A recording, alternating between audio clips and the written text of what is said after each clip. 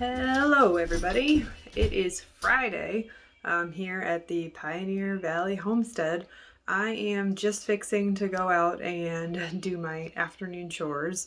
I gotta head out and refill the baby chicks food and water, so I'm gonna go ahead and get started on. So we keep all of our food out on our back porch. We've got a stainless steel trash can, maybe aluminum, I don't know. We got a metal trash can that we keep our egg layers food in. And honestly, the baby chicks, they're not going to be around long enough to store their food long term. So we kind of just have it in a bag here. And I'm just putting on my chicken boots because anytime I'm in the chicken run or taking care of chicks, I don't want to get that poop all over my other shoes. So I'm going to go ahead and I've got a cup in here and I'm going to fill this food into the feeder.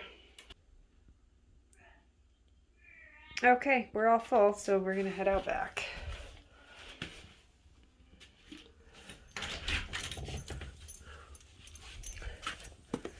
Hello, Miss Luna and Mr. Odin.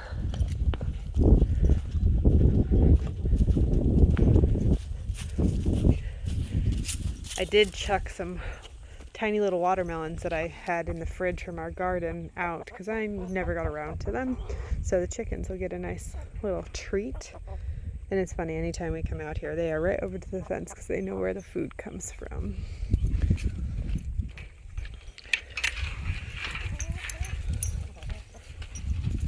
Nope, Miss Luna, inside the fence. Luna. Good girl.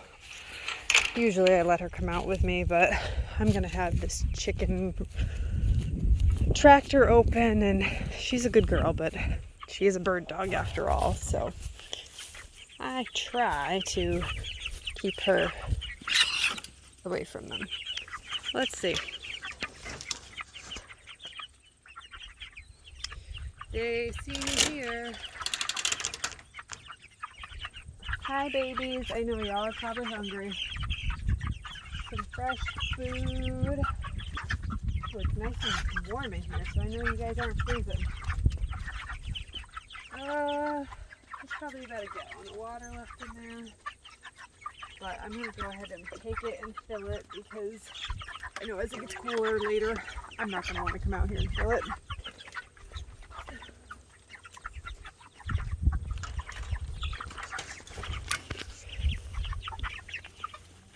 Happy birdies, they're all hungry.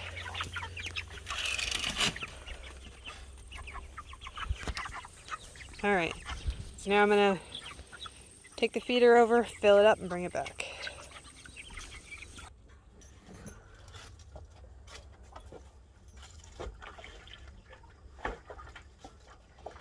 And actually, I find that this 5-gallon water is a whole heck of a lot better than the tiny little 1-gallon ones.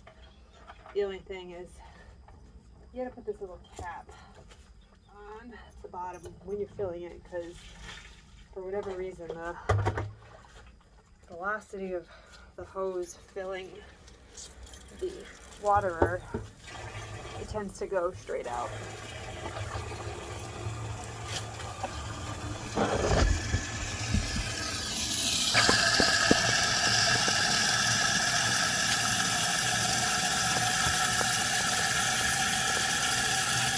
And this thing does tend to take a little bit longer, and 5 gallons of water for me is pretty challenging to carry, especially like with my back. I hurt my back a few years ago, like 10 years ago when we were moving out of one of our first apartments. And now I have to be very careful about what I lift and how I lift it and how I move when I lift it. So that's kind of a challenge when Erin needs help moving big stuff, but we'll figure it out.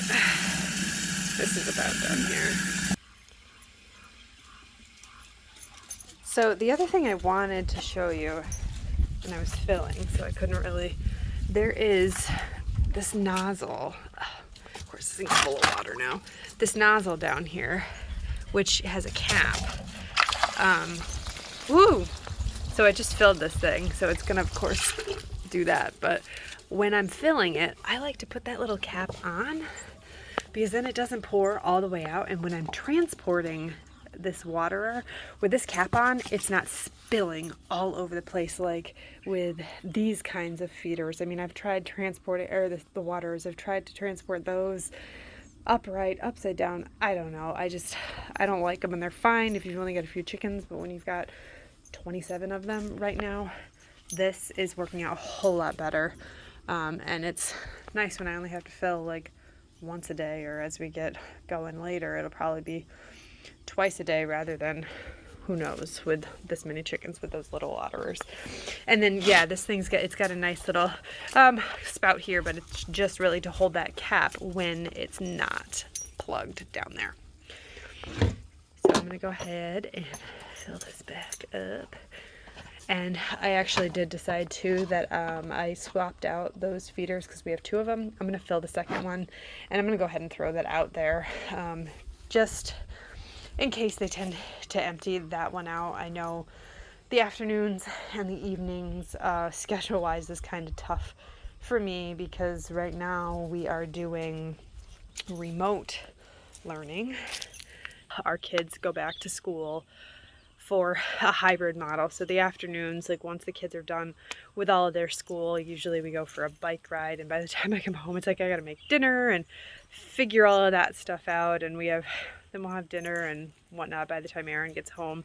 Usually, I don't know, 6, sometimes 6:30, so it tends to get pretty late in the evening pretty quickly. And I mean, those of you who are moms with kids, you understand how all of that stuff tends to work. So I'm going to give those chicks some extra food.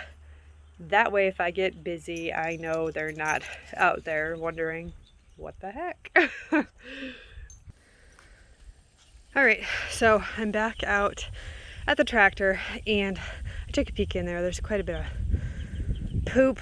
So I'm going to go ahead and move this to get them on some fresh, clean grass. So I'm just going to pick it up and drag it. It's kind of hard for me to move, but it is what it is.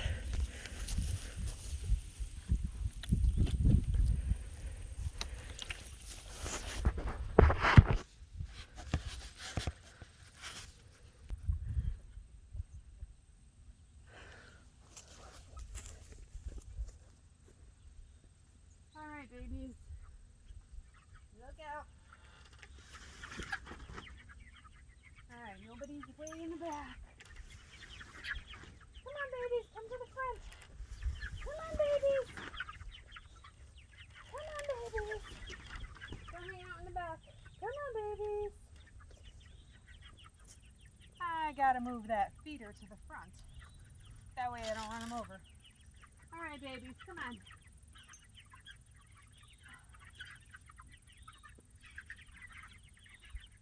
Have food? We'll travel. Come on, babies. Come to the front. Come on, babies.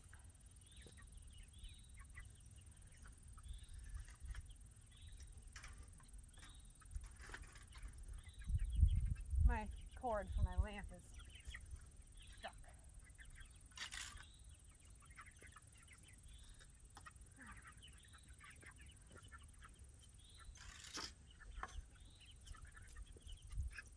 Come on, babies. Come up front.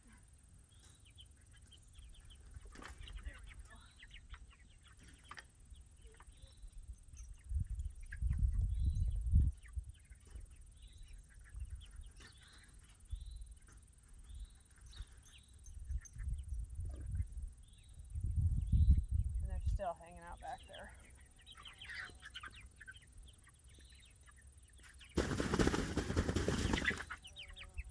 Come on, babies. There we go. Everybody's up front now. Now I can see everybody. It's funny because once these guys start to get, I don't know, 6 weeks, a couple of weeks before butchering, that's when they start to figure out the routine, and by then it's like, oh well, it'd be nice if we figured it out a little sooner, but that's okay. Alright, now I'm noticing I do have some gaps underneath here. Replacement isn't. We've got our leach field here, so I don't particularly like that, so I'm going to slide it a little bit this way. Alright, babies on that side, come on. There we go. Come on, babies. There's actually a big gap. This is my only problem with this hill.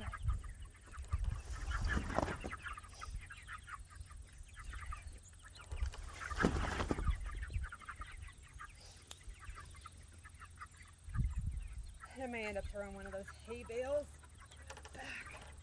But you know what? We may end up moving this before nighttime anyways.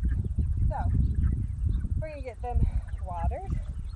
And the other feed are in there, and they should be set for the day. So the one thing about these Cornish cross that really boggles my mind, we put these guys out about 3 weeks old, and of course whenever you get chickens, they're always like, oh, you know, it's got to be such and such a temperature when you get them home, and you know, no drafts, and you have to decrease your temperature like every week. And like when we got our first set of chicks, our egg layers 3 or 4 years ago, we were, you know, on the money trying to get all of that all set. But I found this year, like these birds, specifically the Cornish cross, they are a lot more resilient than maybe some of the other breeds are. Because again, 3 weeks old, these guys went out. We've got a heat lamp in this coop, and we've got it tarped and everything, but like they are all fine. And last night it got down, I think, into the 30s, and we had put the hay bales into the tractor just to kind of protect them from some drafts and stuff. But everybody looks awesome, and I mean their little bodies are super hot anyways. So I was a little bit leery about getting chicks this late in the year, but I think by the time like butchering comes, it'll be, I think, the beginning of November. So it might be a little chilly out here doing it, but I think these guys are going to be just fine. Whereas any other egg laying breeds, I don't know that I would want to have baby chicks out that late in the year. So I'm glad that when we got our egg layers, our new egg layers this year, we got them back in, I think, February. So they were out by like mid to end of February, end of March, something like that. And it was pretty chilly out. But that's one thing that's hard about living in New England where we live, because our warm season is kind of short. So really it doesn't start to warm up until like mid to late April, and then by October it's getting pretty chilly during the night. So next year, I think when we get all of our birds, we're going to try to shorten the window in which we do them, because this year it was just a bit spread out. So now I just want to take you on a little tour of what is left of our garden this year. So this is the first year that we've actually still had things growing in October. I can't believe it. So we're going to take a walk over there and I'll show you right now. So this year we did a lot of different things with our garden. We did this black weed block, which was incredible in terms of not having weeds. So I still have jalapeno peppers, which I don't think I'm going to wind up doing anything with these because I made all of my salsa. I've got sweet peppers, and I've never had peppers turn red on me before. So this is kind of exciting, and there's like so many of them. So I'm really excited about that. I'm just trying to keep after them. Like I had to cover them a couple of times the past few weeks because it has gotten down below freezing. We also have some acorn squash. I don't know if this one really has anything going. I see some blossoms. I don't see any squash. I know this one. Look at this. So we planted these plants, I think in beginning of August. I think next year, if I'm going to do it, I'm going to do it later, earlier, because I'm not sure if these are going to get big enough and ripen before we get our like hard frosts. And I also planted some butternuts, but these are the covering that we used had blown off. So I don't think I'm going to get anything out of these. It was kind of an experiment. That one probably not. And I thought I saw, yeah, there is a tiny little butternut squash on this one, but I don't think it'll be big enough to harvest and eat by the end of the year. The other thing that I have, which I planted and then I forgot about, is I've got cilantro. And it's October 9th. Cilantro. And this is wild. So this year, this is the like bush, or not a bush variety, but it's the planter variety. Which, I mean, it looks beautiful now, but like it took forever to get here. I think next year I'll probably plant the taller variety that I planted in years past. But that's what I have still growing in my garden. We have blueberry bushes underneath these little hoops. Next year, hopefully we're going to have some covering to put up over them. When we bought the property, this area was so overgrown. So the first 4 blueberries here were on the property when we bought it. And there was grapes intertwined in here. And down the end, like there was just like these huge like tree weeds. I don't even know what they were. And I know there was elderberry in there too, which I hated to pull out, but it was just like such a mess that like there was no way I was going to save it and manage to get something that would be fruitful without dealing with weeds year after year after year. So I just said, you know what, forget it. And we got some new blueberry bushes that we planted in here. So this area looks fantastic. Also, when we bought the property, this giant apple tree was here. It is a sick apple tree. It's got apple scab and it's only October, and you can see like around, like a lot of the other trees still have their leaves. This tree tends to get all scabby, the leaves, and it drops all the leaves onto the ground, and like those leaves have like the mold spores on them, and then when it rains it just reinfects the tree. And I tried treating it with some copper fungicide, but I don't think that I did a good enough job like keeping up on it after the leaves had sprouted. And I think you're supposed to do it every 10 days and keep an eye out when it's wet. So we're still trying to decide next year. We're like, okay, do we give this one more shot and really try to keep on top of it, or do we just cut the tree down? I don't want to cut the tree down because it's a beautiful, mature apple tree. So if anybody has any suggestions on what I can do with this tree, I would really, really appreciate it. We've also added 3 dwarf apple trees down on the end. Down here is a Fuji, and I think I've got a Macintosh and a Gala tree right here. And these ones, it's their first year, so I watered them. It's been so dry this year, and I think just with the scab on this neighboring tree, like they're okay, but they didn't do super good this year.